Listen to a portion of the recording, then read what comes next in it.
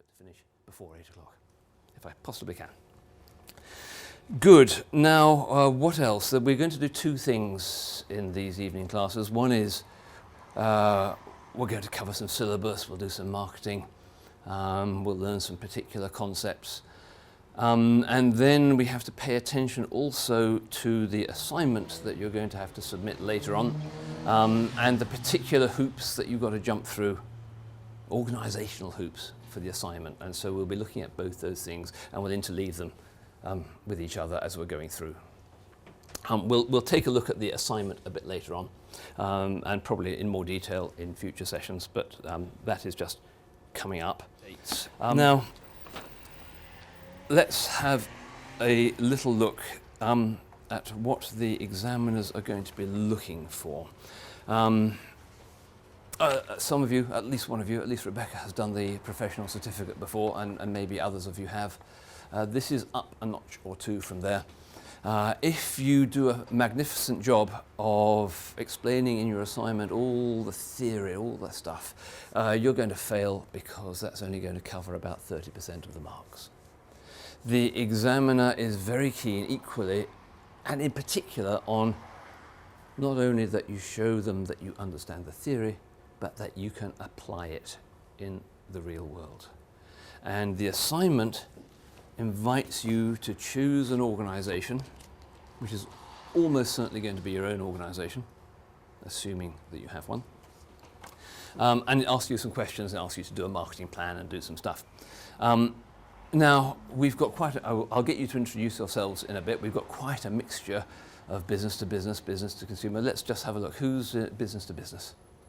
1, 2, 3, 3-ish, 4-ish, 4-ish, 3-ish. Okay, let me rephrase it. Any business to consumer? Yes. Yes, kind of both. Yeah, okay, a bit of both. Let's have a competition. Who thinks they might work for the largest organisation? Anybody work for an organisation with more than 1,000 employees? Yes? I work for Hamlin. It's a Yes. global organisation. Okay, global. So we've got big company. Anybody work for a company of less than 10? Yes, okay, we've got small organisations. I know that some of you are in business to business because you signed up for it. You work for a law firm, that makes you services. You're the gentleman in sports marketing. We've got a mixture, okay? It doesn't matter. There isn't a right or a wrong sort of organisation. What the examiners are keen to do for each one of you, that you show that you can apply the stuff in the context of your organisation. I have some very worried students who say, I work for a tiny weeny 3-person company doing some stuff without any key differentiating features. Hadn't I better choose a proper company? No, please use your own one. You've got a super opportunity to explain to the examiners how you think it could be better. Perfect. So it's application. And then the other key words are analysis and evaluation. In other words, they're going to invite you to comment on all this stuff. We did it this way because. If we had been a different sort of organisation, we might have done this, but it doesn't apply in our world because. And so they're after that sort of stuff, and then there's a little bit left for format and presentation. They'd like you to make it look nice. We'll come to much more detail on it, but I just want to get the idea straight away that this is not just about the theory. What else should we say early on? When you are writing your assignment, again, the examiner likes to see that you have read around the subject. That means all sorts of things. That means they will ask you to do an audit in the assignment. That means you're going to dish up a lot of information. That means you need to show the examiner with references where you've got it from. The wider the scope, the better. And you will all get your market information from different places because you're all in different sorts of industry. Show the examiner you've read around the subject. When you dish up theory, make what they call academic references, i.e. textbook references. You've all got a copy of one sort of McDonald book or another, marketing plans. That's what they mean by textbook references. Please don't make it just McDonald. Please find Kotler and Dibben Simpkin and Fifield or whoever is your favourite so that you can tell your story, because actually in the assignment you've got to tell a story. And you can illustrate it beautifully and show the examiner you've read around the subject and pepper it with relevant examples. If you can pick on You know, the sports marketing people, Golden Opportunity, Olympics coming up. I don't know what sort of sports you're in, but surely you can weave that bit into it somehow. And we'll learn more about each other's businesses as we go along. Put in real stuff out of the real news. It's okay to quote the BBC websites. It's okay to quote the Financial Times. It's okay to quote whatever newspapers you read. It's better than okay. It's positively encouraged. And if we can do all that stuff, we're going to start getting some marks. And the more we do here, now we're starting to push the grades up between C's and B's and A's. Okay. Now, in order to help you do all this, we've got quite a lot of stuff. It's not just these evening classes, although here they are, they're called lectures here. Another key document, you should all have this thing called a study guide, one way or another. It's about 200, 300 pages on a PDF or downloaded. This is an important, yes, that's one there. This is an important document because it follows the syllabus. The textbook, the MacDonald textbook, is a super textbook, and MacDonald is a completely brilliant author. But that textbook was written before this syllabus was devised. It's a general purpose marketing planning textbook. The study guide follows the syllabus. These lectures, these evening classes will follow the syllabus. In fact, I've copied the headings out of the syllabus so you can match the lectures to the study guide. But use that as your source document. It's not much good as a reference document in your assignment because it's not a published document. All else failing, I suppose you can use it, but textbooks are much better for references when you come to write your script. So the study guide is really important. Textbooks we've talked about. There's a lot of stuff that you can get through the Marketing College website and through the CIM website. Go have an explore. There are libraries. You can get all sorts of journals. You can get access to all sorts of stuff through the website, including most of the journals on the planet you can get access to, and articles there. And of course, you can source these things for yourself. In somewhere near the front of the study guide, there's also a list that's much too long, a huge list of useful websites you can go and visit. So actually what's happening is you've got the opportunity to bombard yourself with much more information than you can possibly use, so you can be picky and choosy. And as we go through, I will point out some of my favorite websites and some of the things you might want to look at. But there isn't a right or a wrong way of doing it. This is, at this level, this is up to you to put it together for yourselves. And I'll try and give you as much guidance as we can during the course of these evening sessions. So that's good. A little bit about the contents. There are 4 sections to the syllabus, and these are the labels. It starts with, I find the headings are sometimes a bit confusing, but these are the headings in the syllabus, and we'll talk about the content as we're going through. Marketing planning to deliver marketing strategies. In other words, what's marketing planning for? Why are we going to do it? What's the point? Then Section 2 is all about the marketing audit. Section 3 is about marketing strategies, in particular segmentation, targeting and positioning. We need to get that pretty good for the assignment. And this, when we get to it, will be quite a short section because we're going to illustrate all this as we go through by saying, look, it works for services, it works for charities, it works for business to business, it works for small companies, it works for large companies. The idea is here just to pick out some of the differences between B2B and B2C, between services and tangible products.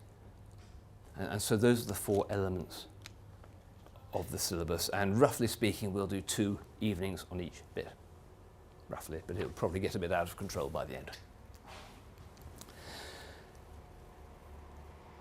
There are, and we might as well get them out on the table early on, there are a handful of important threads and ideas that run all the way through the module. And it's a really good idea to grasp these, and I will go on and on about them as we go through, just in case in the heat of writing your assignment you lose sight of them. One of them says, one important thread says, it's a really bad idea to shut yourself in a room with a wet towel over your head, a darkened room with a wet towel over your head, and write a marketing plan. This is unlikely to be a good plan. What we'd rather do is take a look out there, take a look in the marketplace, take a look at the world, see what's going on. while we're at it, let's take a look inside our organizations and see what's going on there too, because things, they are changing, especially nowadays. And the idea is now that we're going to make our marketing plans in response to what we see going on. Yeah? So the idea is we do an audit first, and then we make a plan. And we will get quite clever about it and say, look, it's not just going to be responsive, because we're going to do an audit in order so that we can anticipate what's going to happen, and we can make our plan in relation to that as well. But the thread is in relation to what's going on inside and outside your organisation. That's an important thread. It's actually quite hard to lose sight of that thread through this module because of the way the assignment's structured. It says, do an audit, make a plan. Difficult to miss that one. Another one I mentioned just here, marketing strategies. This is not a full-on, heavy-duty strategic planning module, but there is a good chunk of it about marketing strategies, and in particular, as I mentioned just a few minutes ago, it's about segmentation, targeting, and positioning, and the idea in particular about identifying your target markets is going to turn out to be quite important. Because the other big thread that runs through this is that if your plan is going to be any good, and for that matter, if your business is going to succeed, you had better have, and if you haven't got it, you better develop it, some competitive advantage. Okay, we'll expand on all this as we're going along. And the idea is you identify your competitive advantage, you big it up if you need to. You then identify your target markets, which is why the segmentation business is so important. And you say, okay, how are we going to deploy our competitive advantage towards our target customers so as to deliver superior customer value? Now this is a threat, and if we can deliver superior customer value, they're going to buy from us rather than the competition, and bingo, our plan will have succeeded. That's the trainer's competitive advantage, target markets, superior customer value. Now, experience shows, because this module's been running for a while, that it's rather easy to lose sight of that train of thought. And as you get into the depths of your marketing plan, you start putting out good ideas for the sake of putting out good ideas because you want to show off to the examiner, which is fine, but you've forgotten to join them up. Which is why it's a really good idea to send your tutor the draft of your assignment before the deadline so your tutor can have a look at it, and the tutor, if he's me, for example, will go, hang on a minute, this is all very brilliant, but I've lost sight of where your competitive advantage is and how you're levering it to bring customer value. Please tell that story, and that's a really important thread, and guess what, I'll go on and on about it throughout the evening classes.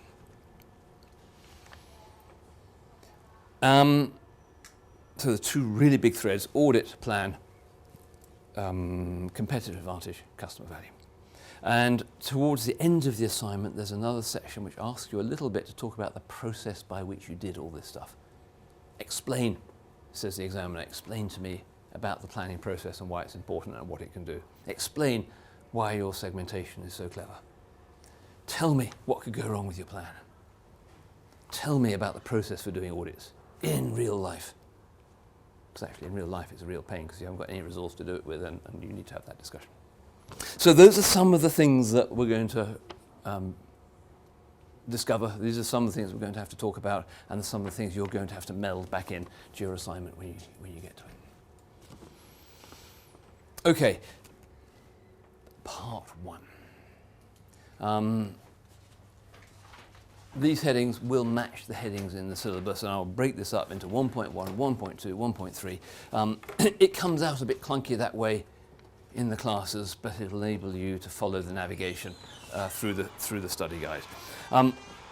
We have discovered, we've got 8 people, 9 if you count me, all different sorts and shapes of businesses.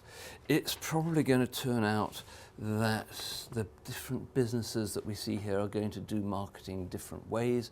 It's probably going to turn out that even when we use the word marketing, we get 8 or 9 different interpretations of what the word means.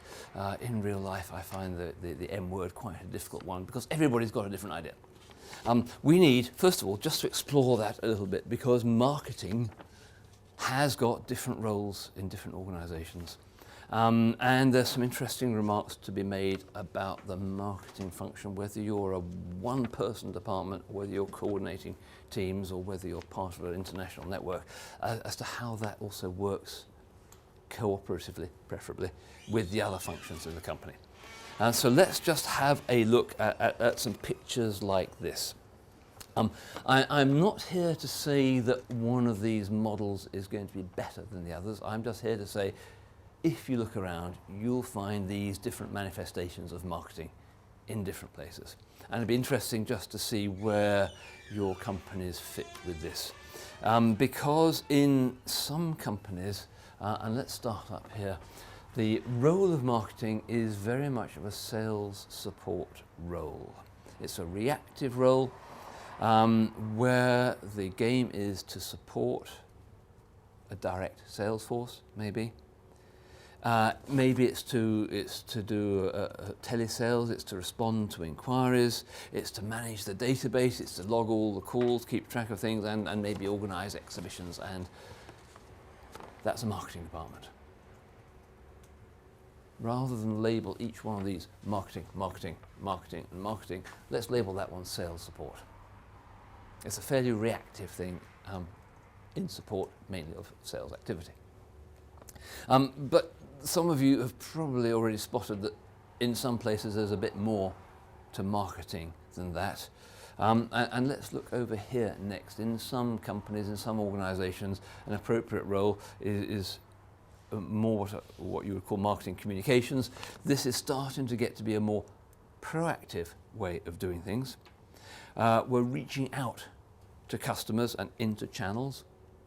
Maybe we're making brochures or catalogues or websites.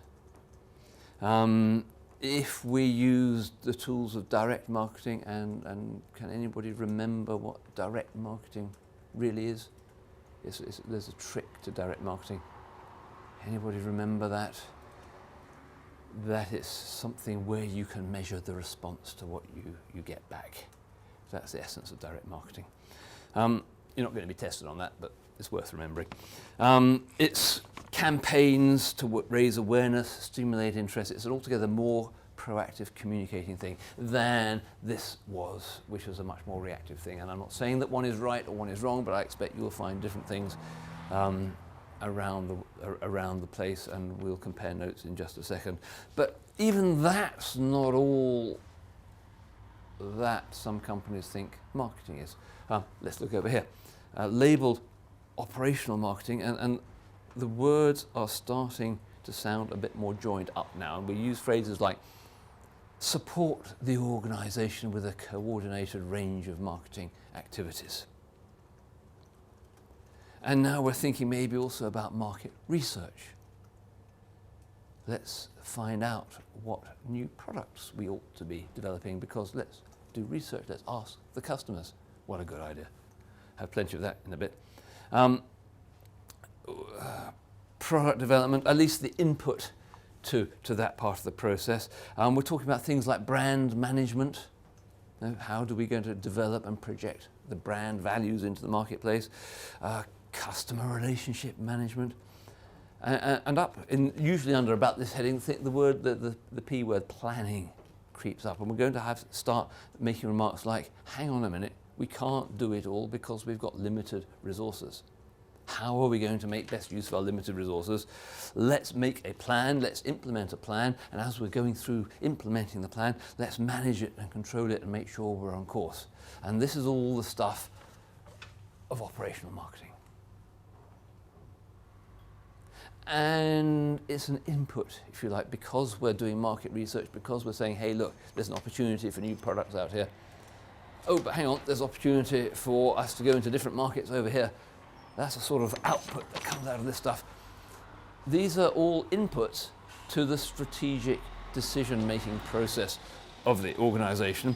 And in some companies, marketing has got this heavy strategic label to it, and this is about the creation of competitive strategy. How are we going to set about things so that by virtue of how we're setting about them, we will get competitive advantage, and we're going to set out our stall this way.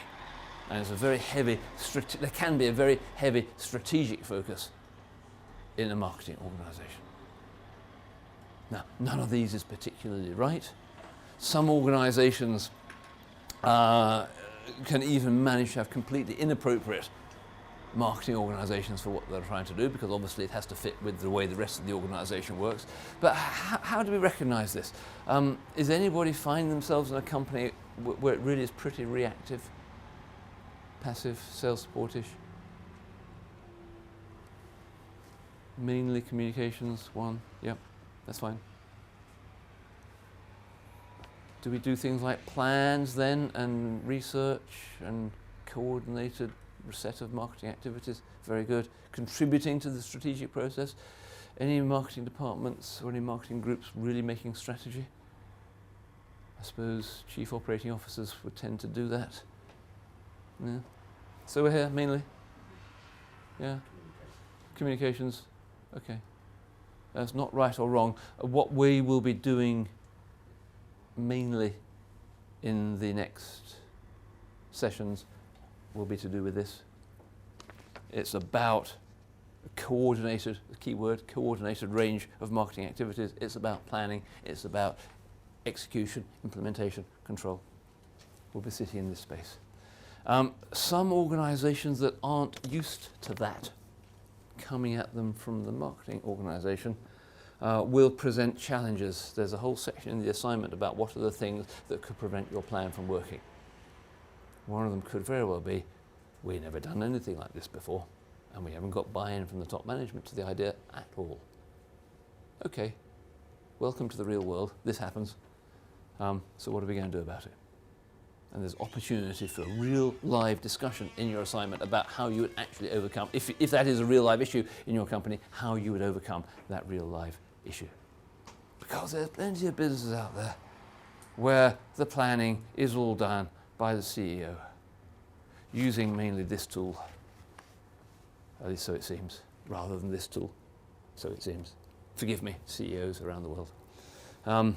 And by the end of 8 sessions of this, we're going to come out with something pretty whizzo in the assignment, a proper real live marketing plan, which is no good at all unless it is going to be implemented. So how are you going to tackle that?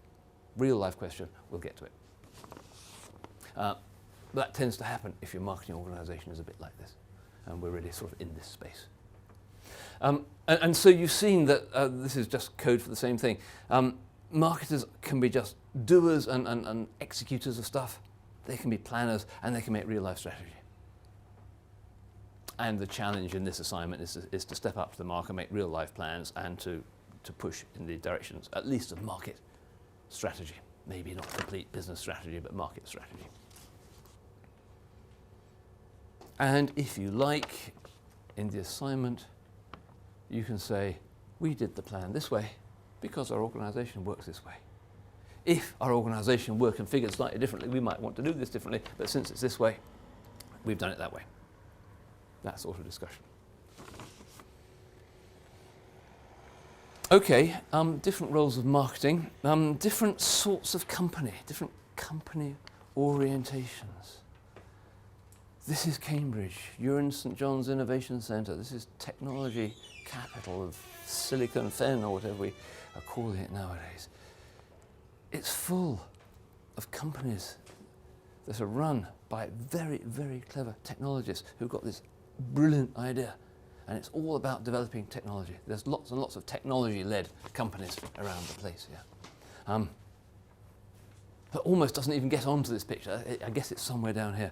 But there are different sorts of orientations. I suppose if I'm taking an extreme caricature of the technology-led or the product-led business, the philosophy is, this is what we make. It's a brilliant mousetrap. It will sell itself. We're going to focus on building the next mousetrap and the one after that and the one after that. It's all about the products and what we're pushing into the marketplace. There's a lot of companies like that. Not necessarily bad, by the way, but just different from the one that might be sales-led, which says, okay, this is what we're building this year. We are now going to go and we are now going to sell this come hell or high water. This used to be, I believe, the Japanese model from I don't know, the 1970s and 80s. Here are the quotas. Never mind what it is, we're going to sell it. Because that's what we're making, we've got to sell it. And the whole organisation is oriented around the selling of this stuff, the sales process. Which is okay, not a bad idea to sell what you've got. It can sometimes lead to overselling. I have grave suspicions about the numbers of was it traffic lights or roundabouts that were resurfaced in Cambridge a few years ago. I said, somebody's got a job, lot of, was it traffic lights or resurfacing or trees or something? And I was in a taxi having this joke with the taxi driver and he said, you know what, I think you're right. The council picked up a lot of trees, so we got to plant them. Sales-led. Market-led is something different. I don't want to get into a big discussion about market-led and marketing-led. If you're fussed about that, you can look that one up. But the point about this is, it starts with, what do they want out there? What do customers want? What are we going to have to build?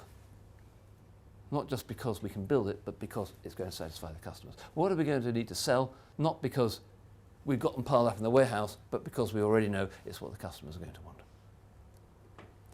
And the idea of a market-led organisation is one that's pretty popular, especially in a marketing planning process module.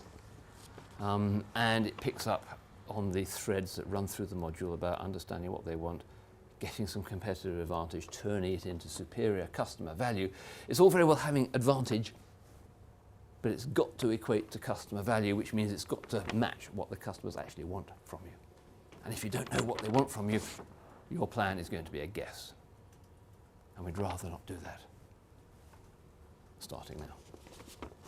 So the idea of different company orientations, if you like, company cultures.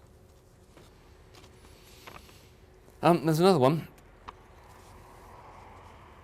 Structure, marketing structure.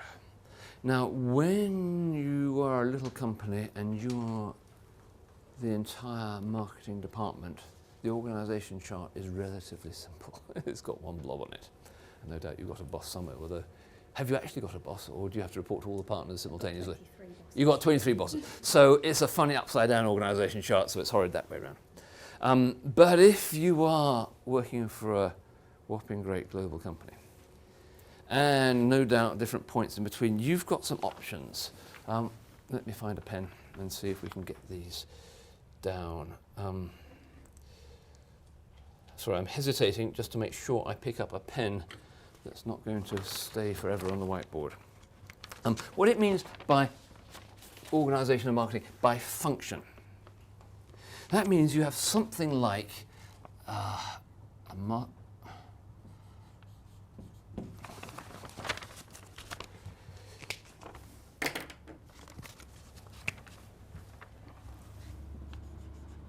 marketing director. Underneath the marketing director comes a lot of the different, as it were, functions of marketing, like research, like, oh, I don't know, promotions, like pricing, if that's a marketing function, like advertising.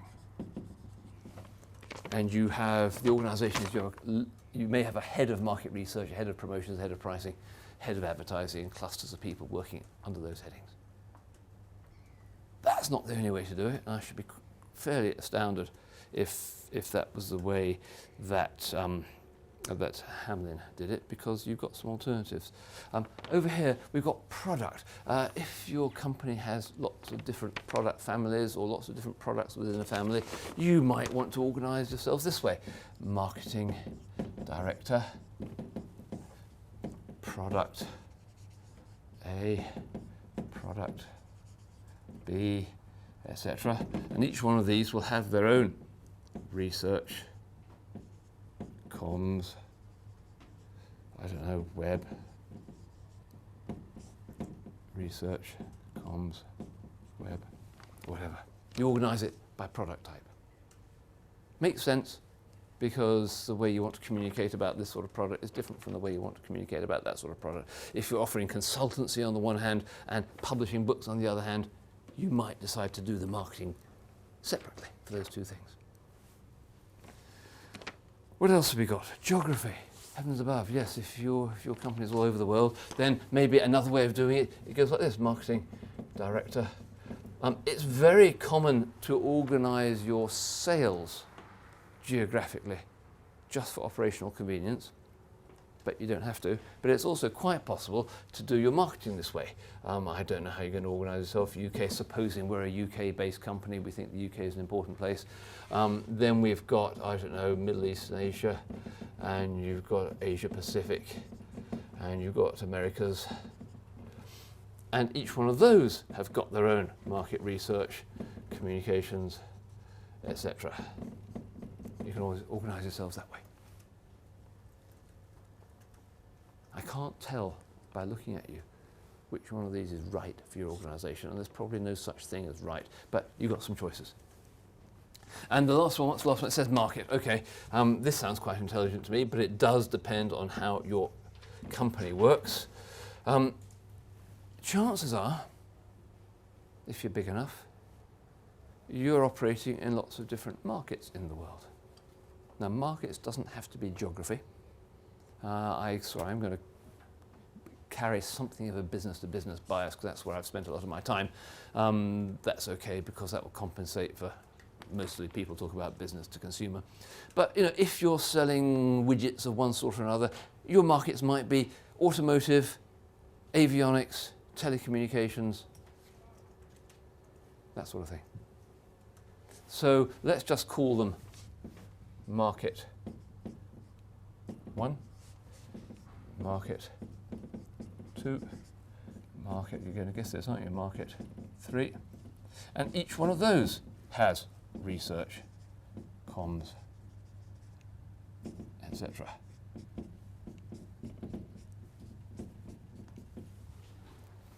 Okay? Because actually the worlds of automotive, avionics and telecommunications are really different from each other, and it makes sense to market to them.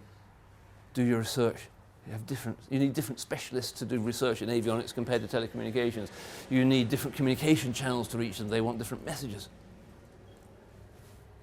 It's not quite the same as that, but it depends on your business. If it's one product for one market, another product for another market, then these are just about the same as each other. But it doesn't always work that way. So all I'm saying is, when you're plotting and planning the organisation of your company, there are different ways of doing it. And when you're a small enough organisation, these things get pretty hilarious because you haven't got this number of people to put on a chart like that. So it's a bit less of an issue. But when you're a whopping great company, you're always going to upset somebody with whichever organisation you choose. And it gets even worse if you try and change organisations. I've got a client at the moment who's trying to change their marketing organisation. And of course, any change you make displeases just about half of the people. And it's really tricky.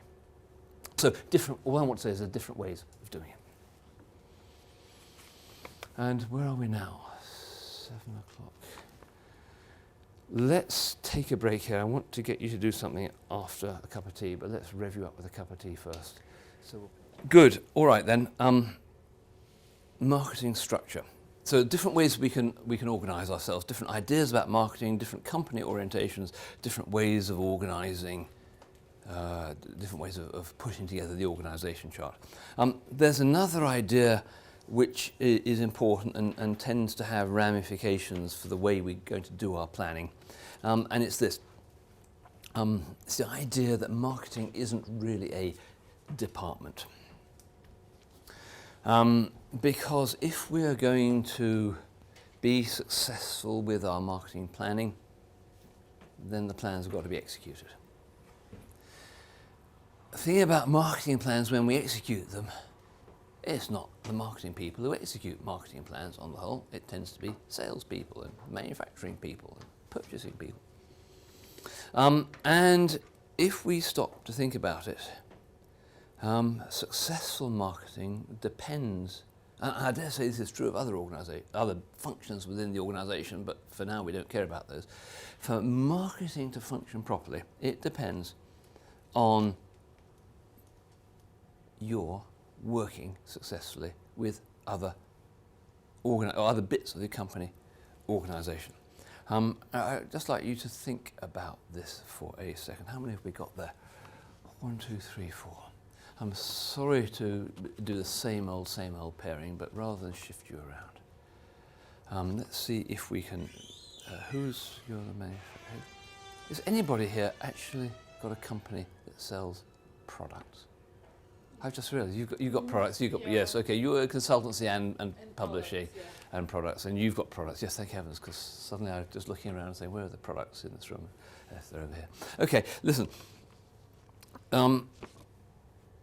Nicola and Stephen, 2 minutes. I'm going to distribute the work, okay? Can you think for about 2-3 minutes on how marketing needs to work with the finance organisation? What aspects of marketing you have to work together with finance to do? Can you think about the human resources bit? There's some bits of doing marketing you simply can't do without working closely with human resources. Over here, purchasing. Over here, manufacturing. Yeah. This is just to save us all from thinking. You're going to distribute the thinking, and in 2 or 3 minutes I'll ask you what brilliant realizations you've just come to. Talk among yourselves. 2 brains are probably better than 1 on this.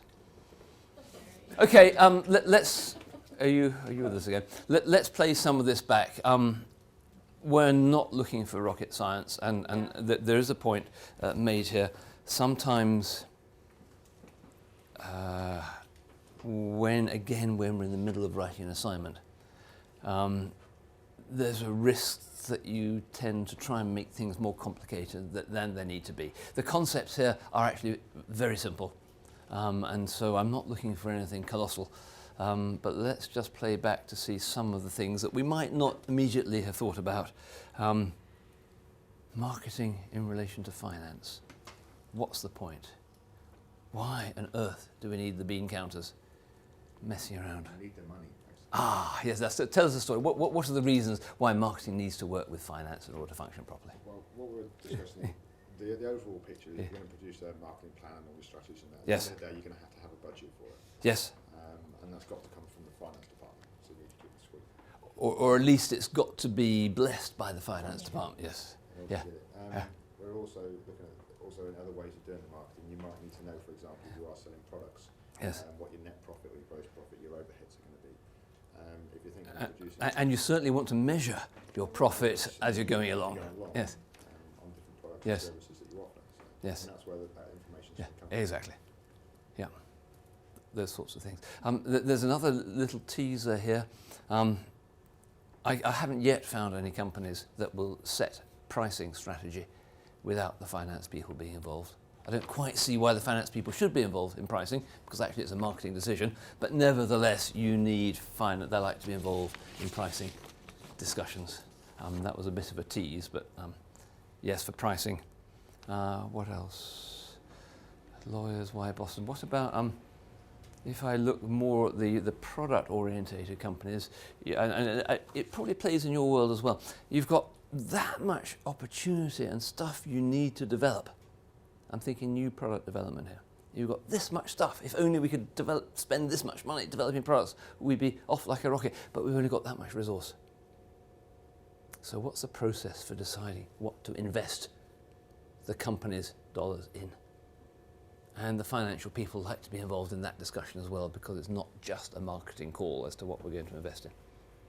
So almost anything to do with the money, you need help from the finance people. So we better be friendly to them. Same goes for human resources. Yeah. Tell us the story. Why? Kiss of death, human resources, who needs them? I think the marketing department have to be connected with all the departments from one reason or another. Yeah. Everything, since product, price, communication. Yeah. We need other departments too. So human resources in particular, what's that got to do with it? For hiring staff within the marketing department. Hiring staff, okay. Also training stuff. Yeah. The right stuff. The right staff. The skills that we need. Yeah. And why can't marketing just do that for themselves? Because they're trained within have other things to do. Yes, and it's yeah, how do you know where to look? How do you know how to get them? As you say, yes, you work together. Of course, you have to specify what you want. Their job is to do. The reason I'm keen on this at the moment, I've just been working with a client to try and hire some people. For example, the keywords for human resources, trying to find the right people. Yeah, and that takes a special skill, and marketing people can describe what they want, but it's quite hard to find these people, and train them, and retain them, and motivate them, and all the rest. Now, some of that is the job of marketing management, but you need some help. Or it works better if you have some help, I think. Purchasing.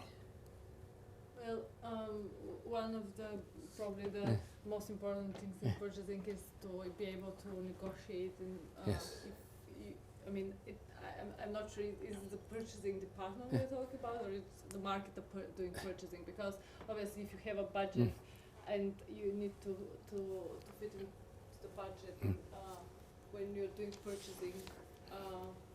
I mean, it's important that you have someone in place who can. Yeah. It's costs. Yeah. It's managing costs. We'll all feel the impact of this differently, but a strong purchasing department will buy things for less money. Yeah, exactly. The negotiation of everything, basically. Yeah. And it depends, doesn't it, on the nature of your business. If you're manufacturing stuff, you've got your materials to buy. Yeah. But even if you're a service business, you're buying stuff. Yeah. So like speaker fees and accommodation and Speaker fees, yes. that it actually Yeah. impacts on the actual cost. Yes, of fees. And which of your businesses' delivery times are important quite often? If you're buying, maybe not speakers, because you presumably negotiate that directly with the speakers and they either turn up or they don't. Although in plenty of the worlds I've lived in, speakers tend to cancel 2 days before the event if you're not careful, which is kind of annoying. Can I give Yeah, an example? yeah, I of course. would remember. For example, Tesco buy a lot of quantities. Yeah. That's why they can make Yeah. cheaper prices. Yeah, exactly. Which means you've got more manoeuvrability in your selling prices to make the same amount of profit. And Because yeah, exactly. Yeah, it's very simple. But it's not just what I was getting to. It's not just about price, is it? It's about delivery. And if we are being friendly with the bean counters, it's about cash flow. And if you can pay your bills a bit later than you otherwise would, then you've got more cash for spending on some of the other stuff you might want to do. So it all ties in together, and different companies will feel this differently. But we've got more degrees of freedom for what we want to do. And manufacturing. We need them to make the products. We need them to make the products, yes. Of course, we never make the mistake of planning to do all this stuff and forgetting to consult the manufacturing people, because we don't actually have the tooling to do it, do we? Never. Yes, so it's manufacturing. Yeah. It's for ensuring delivery times. yes, delivering times. Fulfill our orders. Yes, volumes. Quality control. Yes, thank you. Yeah. So if you're making a marketing plan, you had better get the buy-in from the manufacturing people if that's what happens. 'Cause otherwise it's... Sorry? The product. To get the product, yeah. Otherwise it's not an executable plan. And we like plans that are going to be executable somewhere. Our plan says that we are the best and we cannot further the quality. Precisely. There's all sorts of stuff, so it's not just timing. Anything else come at you from manufacturing? Just what they need from marketing in return is for us Oh. to correctly deliver Oh, product yes, to market. yes. fulfill Good. the order Works quantities. both ways, yes. Yeah. And quite often you're going to have to negotiate your mutual plans, see what I mean? Because they will have some structure and so on, and it doesn't work if a seasonal business, all the sales are in November and December. How are we going to organise ourselves? Really good question. Anybody have strongly seasonal business? No florists. We have No. some back to school and back to college. Back to school, yes, but weeks, but nothing bad. Okay.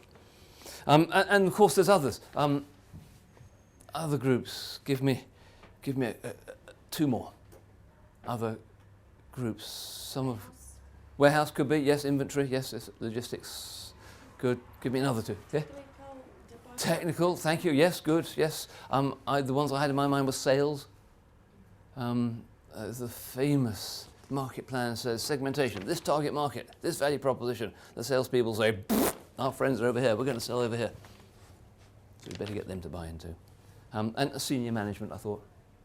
So point is, marketing does not live in a closed room by itself. To do it properly, it's got to engage all over the place. I dare say the other departments think the same thing.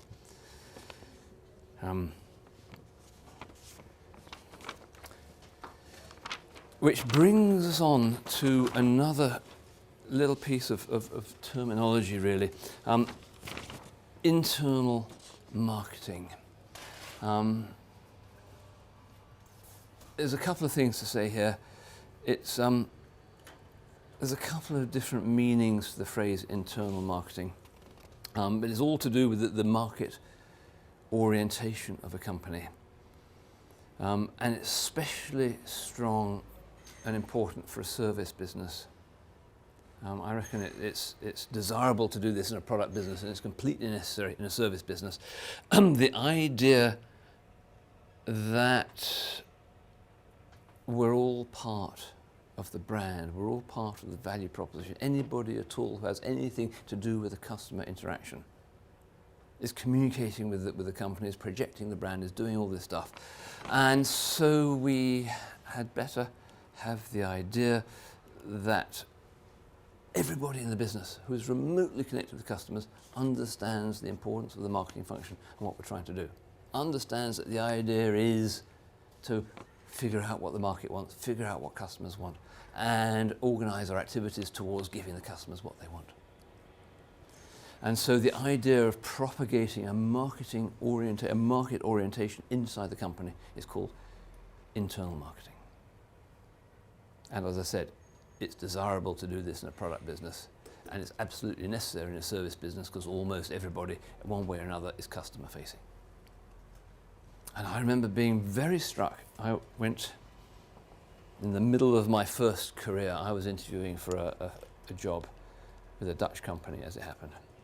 And it was one of those where you spend a day being interviewed by different people. And I must have had about 5 or 6 interviews.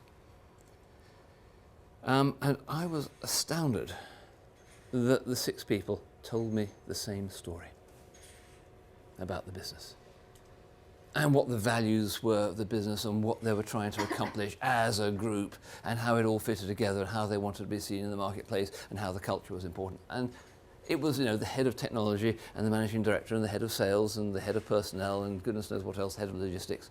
And they all told the same story. I thought, crikey, this is a joined up place.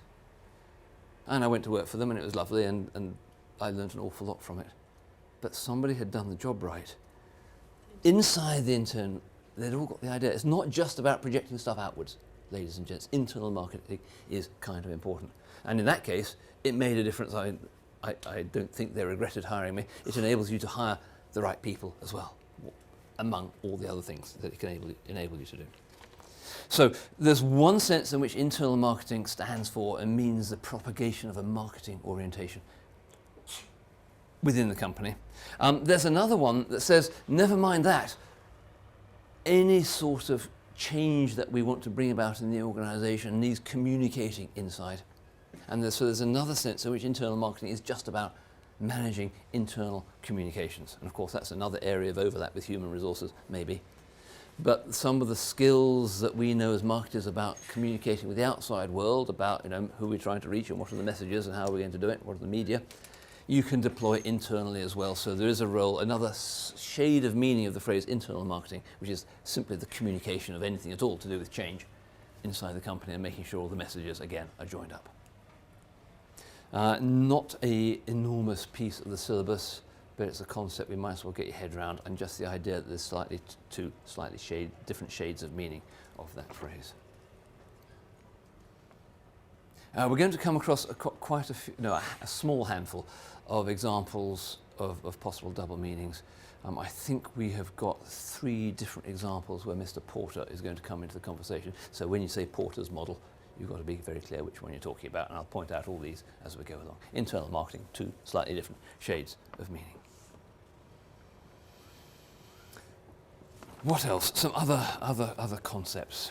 We're still on the roles of marketing and the cross-functional dependencies. Then there's a remark to be made about transactions and relationships. In the good old days, when the world was young, we had the idea that marketing it's centered on this idea of a transaction or an exchange between a buyer and a seller. And it's all about how can we maximize the number of them and maximize the profit out of them and all this stuff. But it's centered on the transaction. Hence, transactions.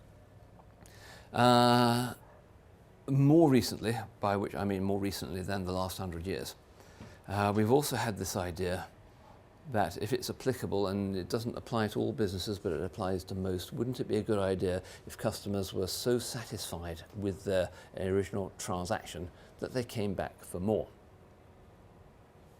And there's a well-known idea that customers who you can retain and who come back for more are much cheaper to manage than winning new customers, and that's mostly true, but not always. But nevertheless, let's pretend it's true for the moment. And so we have the idea of not just the transactions, but how can we ensure the delivery? Excuse me? Customer service. How can we ensure the delivery of continuous customer satisfaction so that they keep on repeat purchasing? And so we get to the idea that the relationship with the customer is important. And so we have the idea of relationship marketing. And the idea is that if we can manage the relationships with our customers, especially our existing customers, in order to build trust and to make sure they're satisfied, because actually customer sat is very rare nowadays that customer engagement starts and finishes with a transaction, because as you say, there's always the opportunity for service before, after, during, add-ons. But if you can manage that and they are comfortable doing business with you, then they will come back for more, and it should be a relatively low cost to get the repeat business. And the other side of it is, if we can develop relationships with customers, which means, guess what, talking with them and behaving, as if they were human beings and all the rest of it, we're in a better position to understand more about how their worlds work, so we can learn more about what they really want or what they're going to want this time next year, and what their roadmaps are, depending which language you use. And so we can anticipate and anticipate the future behavior of customers, in other words, produce new products or variants or new offerings. And maybe we can even influence them when we say, hey, listen, folks, we understand a bit more about your business now. We're thinking of going down this way. Does that make sense for you or not? And maybe you can even get customers to come with you. And that depends entirely on the dynamics of your marketplace. But the point is, we're talking about relationships, not just transactions. As it were, down here, if you're heavily into this, the transactions sort of drop out almost as a byproduct of managing the relationship. And there's all sorts of interesting things that go on here. Of course, this is very expensive to do. Can be, if you invest in talking with people, listening to them. Can be expensive, but then so can winning new customers. Depends on your business model. What's I going to say? Can be expensive, can be lucrative. But it can also gobble up all your resource looking after the fussy ones. But it could also, if it opens your eyes to the add-on services you can put around your core product, you quite often find that it's the add-on services where you can make the big margins. Especially business to business. Especially product-oriented business to business. You can add on the training and the applications and this and that. You can suddenly discover you can charge enormous amounts of money for it, for which the customers will happily pay and be delighted and come back for more. Yes, please. This guy. Also, yeah. You make advocates as well. Make advocates, yes. That would then help getting new members. Yes, absolutely, yes. And are you going to tell me about the ladder which goes customer, client? Come on, are you going to be? I struggle. I have to look it up. It goes customer at the bottom, doesn't it? And client, and there's advocate in there, and there's willing partner. Yes, I'll come back. Yeah. It comes up later on. But you can build customers. Wouldn't it be nice to have not only happy customers, but happy customers who talk to their friends and tell their friends how happy they are? And wouldn't it be good to some customers will do that if they are asked. You know, one of my favourites, well, my least favourites is the people who repair my car, who will remain nameless, but I don't regard them as perfect at all, so I keep on trying to ask people, who's got cars, or who knows of garages that will do a decent job of repairing, really? And so if you tell me when I ask you, that's I think, passive recommendation. If you go around telling people, that's active. And if you go around actively driving people to me, that's really what you want from your customers, if it works that way. That picture comes up in a few sessions' time. So you can play all sorts of games with this, but the idea is it's relationships. And it'll be more or less important for different businesses. I heard a story once. Software, it was enterprise software going back 15 years ago when it wasn't anything like so well developed, and the big contracts, you worked for years with clients to win them over, and you get your £1 million, £2 million, £3 million contracts. And it was in their New York office, and they had a sales rep who'd been with the company 3 weeks, and they came belting into the company with a $1 million order in their hands. And the sales manager says, "This is not possible. You've been with us 3 weeks. It takes 3 years to grow one of these." But they held it up to the light, and it was a proper order. And they said, "Well, thank you very much. We'll deliver that." And they patted the young lad on the head, and the blue suits took over and went in to manage the relationship. And this client wouldn't have any of it. It turned out that this enormous client regarded this £1 million contract as a test. They just wanted to buy a bit out of their petty cash to try it out. It was a transaction, as far as that customer was concerned. It was a £1 million transaction, and they weren't interested in a relationship, and the relationship never developed, and it never went further than that. So for some people, you can have £1 million transactions. Normally, with a £1 million transaction, you expect some relationship to go, but it doesn't always happen. It was an exceptional case. So transactions and relationships. And some of you will be wanting to talk more about transactions, and some of you will be wanting to talk more about relationships when it comes to your assignment. There's another point in here as well. Depending on your business, if your business is at all innovative, if what you're doing is new and different, then not only does your product have to fulfill a real live market need, and that's a hard enough concept to get around some of the technology companies in Cambridge, because it's good technology, so they'll buy it. But also, the customers have got to feel comfortable doing business with you. And if you're a little techie startup company in Cambridge, which none of you are, but if you were, then there's two things. One is your product going to be any good? And secondly, are you safe to do business with? Will you be here in 2 years' time to support me, or will you have gone bust, or will you have been bought by the Americans? Will the industry standardise on something else? Are you okay? Will you be here? You're so new and fast moving, you'll be on to something else by the time I really need some help 2 years down the road. So the business about building trust is quite important. It's not just how good is your product, but it's how good are you as a business to do business with. It's how comfortable are we to do business with you. And so this trust thing, depending on your business context, can be quite an important thing to build, and it can be expensive and a worthwhile investment to build trust.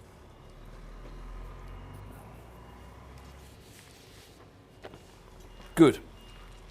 The last slide, and oh look, here comes the favourite thread creeping in again.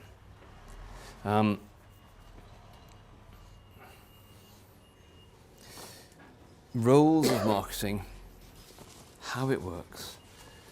If we can understand the markets, you wouldn't hire somebody to write your enterprise software. You wouldn't hire somebody to build your products. You wouldn't hire somebody to manage your catering if they didn't know their subject. Okay? We're not going to fool with marketing plans until we know our subject. We have to understand the markets, how they work, what's going on out there. We've got to understand our customers and what they want. Who's it going to be this year? Sebastian Vettel isn't going to be world champion if he spends all his time looking in his rear view mirrors, but he's got to look in his rear view mirrors from time to time. We better understand what our competition are up to. If we can understand this stuff, then we should be in this business to say, hang on a minute, now we can understand how, relative to the competition, we can develop our competitive advantage, and relative to what the markets and customers say they want, we can deliver superior value based on the knowledge and understanding of this stuff. We're back with thread number one. You make your plans based on what you see going on around you in the outside world. And a really important concept. And competitive advantage, and here is Michael Porter's, the first time Michael Porter will creep properly into the conversation.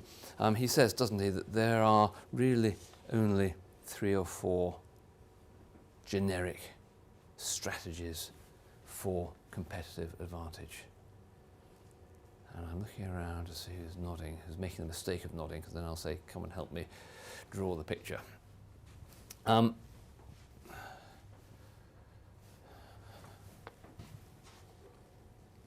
There are a number of ways of drawing this.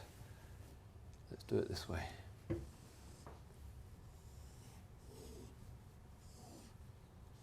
We love 2x2 matrices. Porter's generic strategies. What it says is we can either be serving the whole market, or we're serving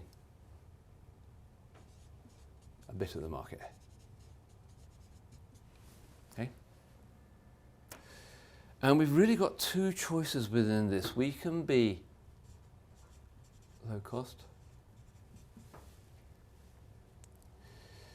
or we can have some sort of uniqueness, some other sort of uniqueness. Because this is different. This is Porter's generic strategies for competitive advantage. So we've either got to be lower cost than everybody else, or we've got to have some other uniqueness. That's not rocket science, but we single out low cost, mainly because that's what Michael Porter did when he wrote this. And by low cost, I mean low cost, not low price. So it means your operations for producing whatever it is you do is the cheapest on the planet. And if you're a manufacturing organization, I will straight away say, if you're planning on a low-cost strategy as a manufacturing organization, then how are you going to beat the Chinese and the Vietnamese and the Tunisians and whoever it is, wherever else it is in the world where manufacturing comes out at a very low cost if you are a manufacturing organization? To which the answer is, yes, we do our manufacturing in Vietnam, China, Tunisia, or whatever it is. So we can adopt a low-cost strategy, and the idea is we can do that and we can present ourselves, as it were, to the whole market. And that is called cost leadership, not price leadership. It gives you the opportunity to charge lower prices, which is a real good competitive advantage, but it also gives you the opportunity to maintain your prices high and make more profits than everybody else. So low cost doesn't automatically translate into low price. Doesn't have to. So this is called cost leadership, not price leadership. If you're not going to be the lowest cost in the market, you better have something else that's different. I don't mind what it is. You got quicker service, you're more responsive, your stuff goes faster, or it's bluer, or whatever characteristic it is that's important for your marketplace. And this strategy is called differentiation.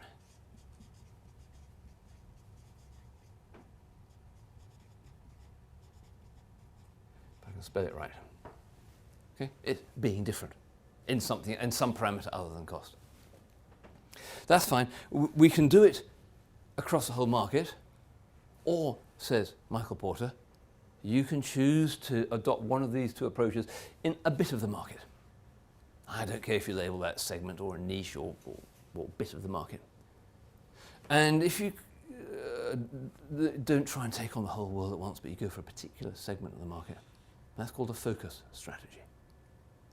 And with a focus strategy, you can still have really 2 manifestations of it.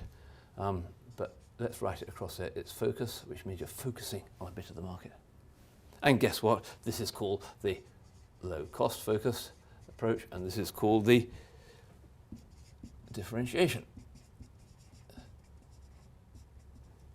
focus approach. Again, sorry folks, if you're expecting rocket science, there's not a lot. The only interesting question is, does this amount to 4 boxes or 3? Can't quite tell, doesn't matter. If you look in the textbook, it's worth a look. MacDonald on page 218 has quite a nice version of this, which I find actually particularly helpful. And you can have a look at that. But this is Porter's. Your competitive advantage is either going to come from being lower cost or some other parameter of uniqueness that will be important for customers. It's no use being different if the customers aren't going to appreciate it. And you've got a choice of how you deploy your competitive advantage. Are we going to apply it to the whole market? If we work hard, I don't know who the cost leader is in supermarkets now. Probably Aldi in Europe. Asda. Okay, thank you. Fine, good. Asda will do.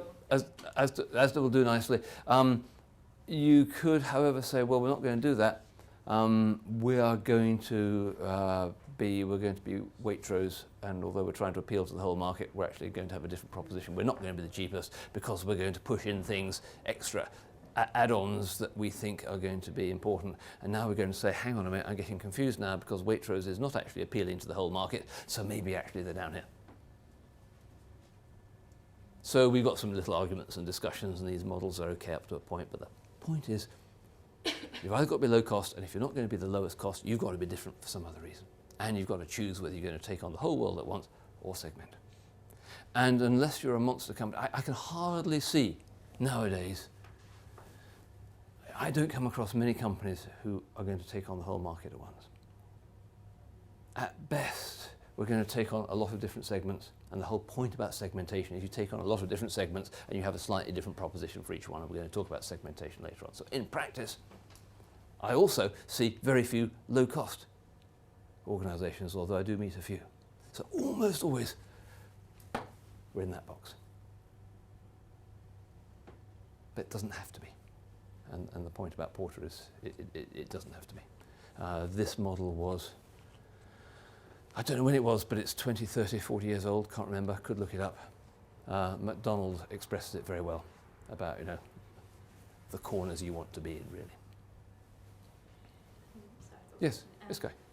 Could you use this model Yeah. to look at different products that you have? So, Go on. like, I don't know, if I go for food again, Yes, you got your low cost, so that's Yes. your Good. own brand, Yes. and then the differentiation, Yes. uniqueness bit yes, would be absolutely. like Yes. taste difference or something, or Yes, Could yes, you look yes, at different- you could. I'm not completely convinced you need that model to do that with. If you find it helpful, that's great. But actually what you want to do with your whole product portfolio, for each one, what is the competitive advantage behind that element of the product, and that one, and that one? Who's it for? What's the competitive advantage? Why should people buy it? And I think you need to ask those questions for every single thing you do. But I guess this is also here to try and make you think, hang on a minute, if we are going to be the lowest price on the market, why are we doing that if we can't be the lowest cost? If you want to be the lowest price, and you must all have salespeople. Salespeople can win any business if only we could give them another 20% discount. Yeah, always, or 25% preferably. It's dead easy to give away your margins. It's dead easy to get very lazy and say, okay, we're going to do a low price approach. Why? If you're not low cost, then low price just means low margin, which means how soon are you going to die? Yeah? The point about marketing is to identify points of differentiation so you can charge more, so you can make some profits. So the other guys die. Not your customers, your competitors. We like to keep, the customers have to live, because actually profitable customers is really what we want. And the more we can make our customers profitable, the better we all like it. So anyway, we will explore again to death differential advantage and how to do it and what to look for. And the point about marketing is to enable you to charge higher prices, by the way. unless you really have got a low-cost strategy, and that'd be very interesting. If any of you have that, I'd be really interested, because it's not wrong. It's just kind of difficult to do. And we'll have much more of this next time. That's about me done for tonight, I think. Notes are going all over the place. That's where I wanted to get to tonight. Next time we'll finish off this first section. We'll start with the synergistic planning process, and to find out what synergistic means, do come back next week at 6 o'clock. Look forward to seeing you.